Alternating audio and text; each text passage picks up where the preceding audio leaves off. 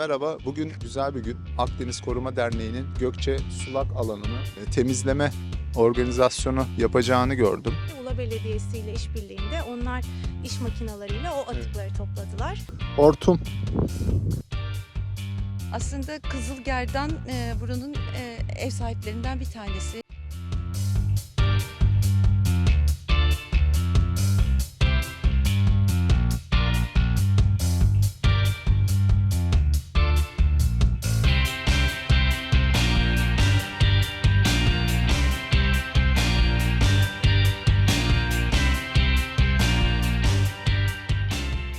Merhaba, bugün güzel bir gün.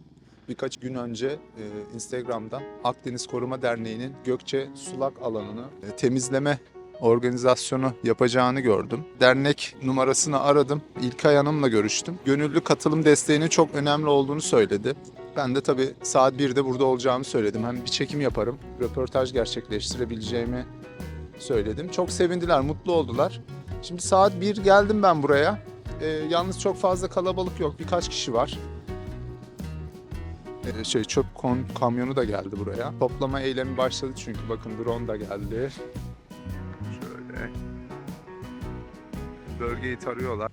Yani burada olmamdaki amaç tabii öncelikle çöp temizleme eylemine katkıda bulunmak olacak.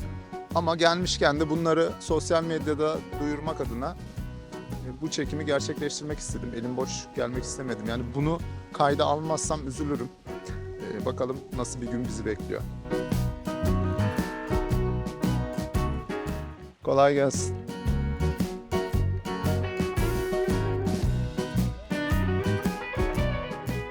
Kolay gelsin. Merhaba.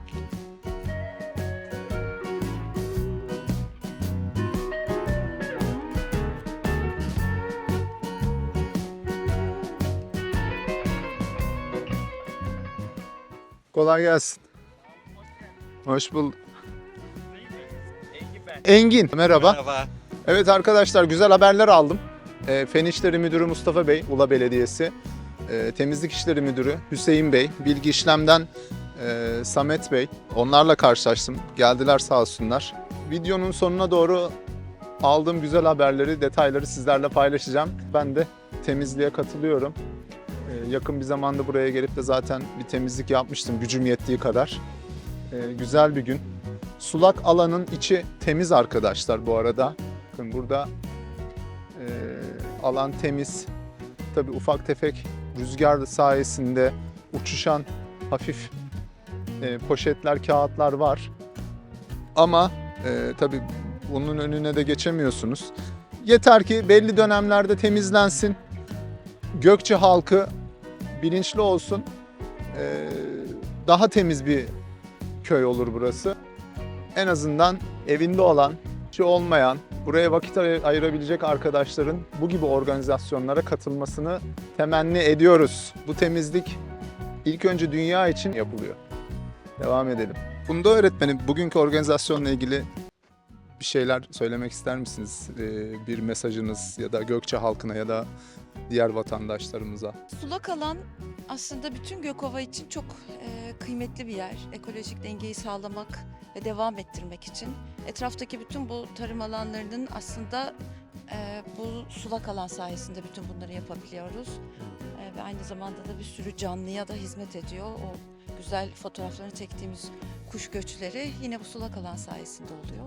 Göç alanıymış sanırım burası, doğru mu? Kesinlikle Kuşların? doğru. Evet. Evet. Peki türleri belli mi hiç? Bu konu hakkında bilginiz var mı? Hangi kuş türleri geliyor genelde? Hı hı. Ben çünkü bugün öğrendim bunu, farklı Hı hı. türlerin geldiğini. Evet, evet. Aslında Kızılgerdan buranın ev sahiplerinden bir tanesi. Leylekler her Evet. yaz buraya yine geliyorlar ve sonra tekrar yeniden göç Ne güzel. ediyorlar. Ak leyleği burada görmeniz çok mümkün.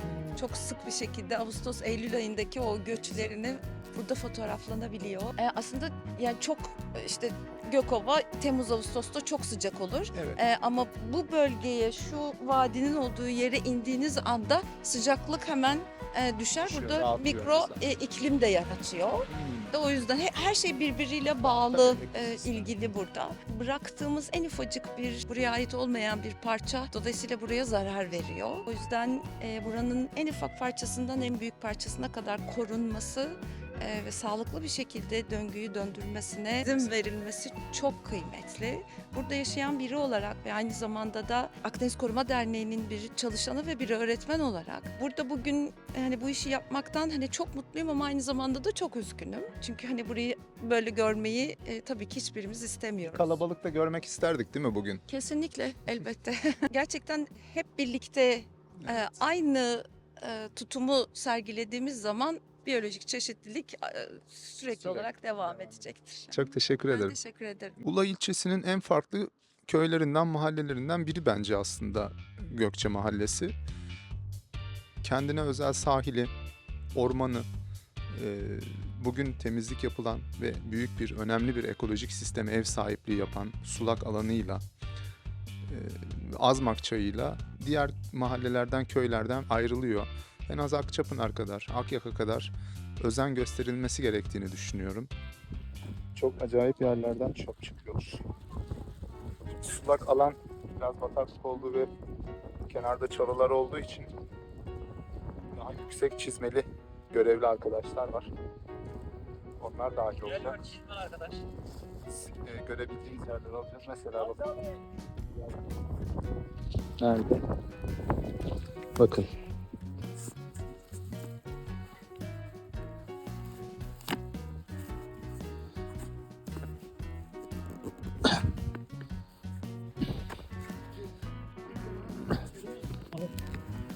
Bakın adam böyle bunu toprağa gömmüş. Yani görüyor musunuz? Yani bu toprak altında çürümeyi bekliyor.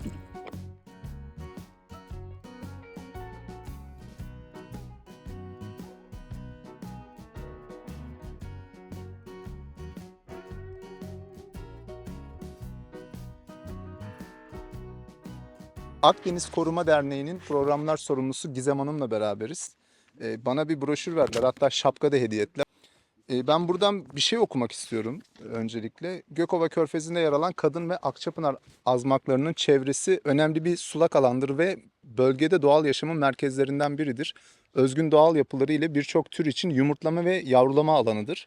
Bu bölge kuş türlerinin göç rotalarından biridir ve kuş gözlemcileri için ideal bir yerdir. Burada hatta kuş türlerini de yazmışsınız.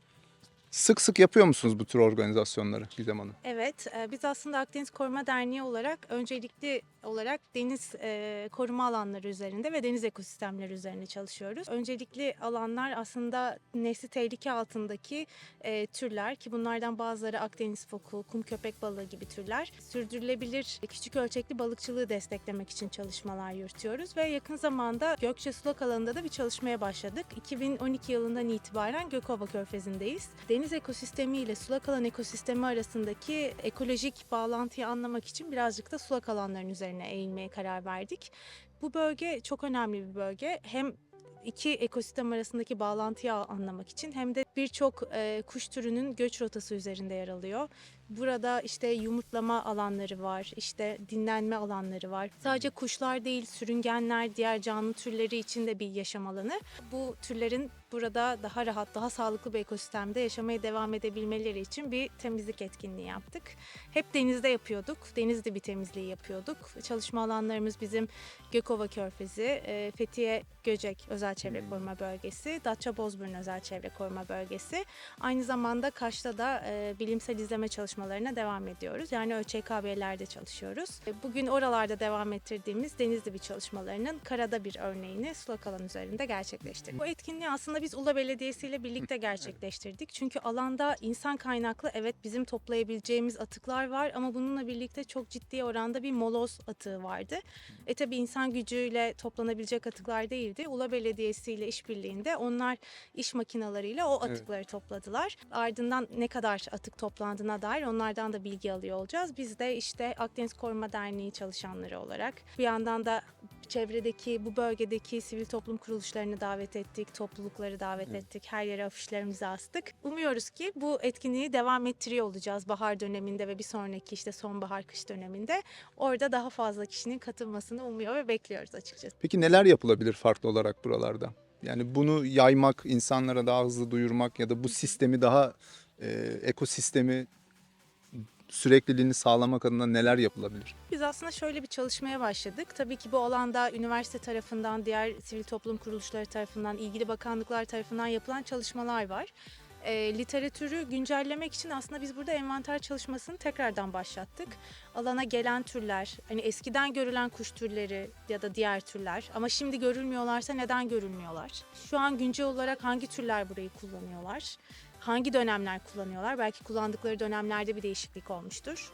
Tüm bunları tespit etmeye çalışıyoruz. Gene bu çalışma için Muğla Sıtkı Koçman Üniversitesi Su Ürünleri Fakültesi ile bir işbirliğimiz var. Oradan hocalarımız destek oluyor. Aynı şekilde İzmir'den Ege Üniversitesi'nden hocalarımız var. Onlar bu projede danışmanlığını yapıyorlar. Bu alanda bir envanter çalışmasını yaptıktan sonra sulak alanlara yönelik tehditleri tespit etmeye çalışıyoruz. Bunun için neler yaptık? Öncelikle tüm yereldeki paydaşları davet ettiğimiz bir proje açılış toplantısı yaptık. Orada herkesin bu alan için fikirlerini, geçmişteki deneyimlerini ve şu anda gördüğümüz değişimi neler görüyorlar bunları sorduk. Ardından çalışmalarımıza başladık ve bu alan üzerinde, özellikle bu alan üzerinde bir çalışmamızı odak noktası haline getirdik ama çalışmamız hem Kadın Azmanı hem Akçapınar Azmanı buradaki daha geniş bir alanı kapsıyor. Bu envanter ve hazırlık çalışmasını bitirdikten sonra tehditleri tespit ettikten sonra aslında bu tehditleri ortadan kaldırmaya çalışacağız. Yani iklim krizi tabii ki en büyük tehditlerden biri. Mesela bu alan su biriken bir alan ve buranın böyle olması aslında kuş türlerinin burada beslenmesini, işte dinlenmesini kolaylaştıran bir alan. Bakalım hangi aylarda su birikintisi daha yükseliyor, hangi aylarda azalıyor, suyun kalitesi, tuzluluk oranı, kirlilik oranı, tarımsal ilaçlamalardan mı etkileniyor? Tüm bunlarla ilgili üniversitelerden, işte profesörlerden danışmanlık alıyoruz ve birlikte çalışıyoruz. Neler yapılabilir? Tabii biz bu taraftan bunları tespit ettikten sonra peki bireysel olarak geldiğimizde neler yapılabilir? Bu alanın aslında işte kuşların üreme noktası olduğunu, dinlenme noktası olduğunu bilmek önemli bir şey. Bu türleri özellikle bu dönemlerde rahatsız etmemek için yüksek sesle gürültü, işte araç motorlarından gelen gürültüden de çok korkuyorlar ve kaçınıyorlar. Bununla birlikte tabii avcılık var. Avcılıktan Maalesef. hani kaçınmak gerekiyor. Çünkü bu türler aslında nesli giderek azalan da türler. Bir yaşı 60'larda, 70'lerde, 50'lerde olan insanlara sorduğumuzda hep şey söylüyorlar. Daha çok kuş görüyorduk.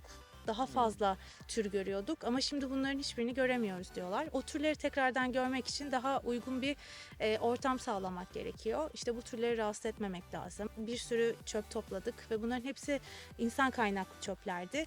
Bu çöpleri buralara atmamak gerekiyor. Yani gerekirse yanımızda bir poşetimizi taşıyıp çöpümüzü poşetimize koyup Basit bir şey.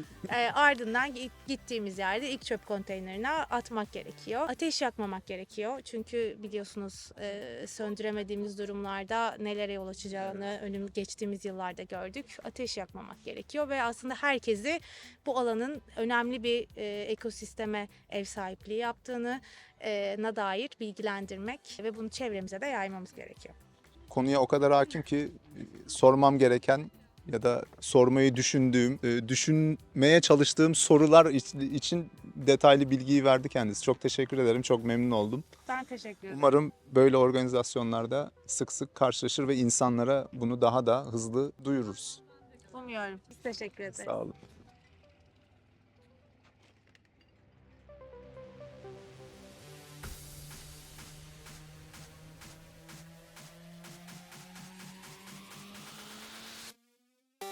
Harika bir etkinlikti arkadaşlar.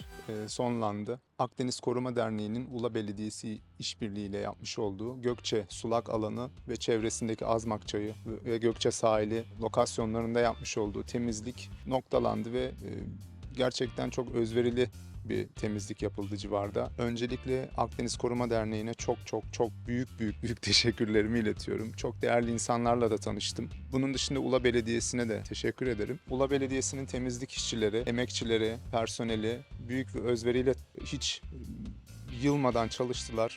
Ayrıca teşekkür ediyorum onlara. Videonun sonunda bazı haberleri ileteceğimi söylemiştim size. Muğla Belediyesi'nden Fen İşleri Müdürü Mustafa Bey ile tanıştım.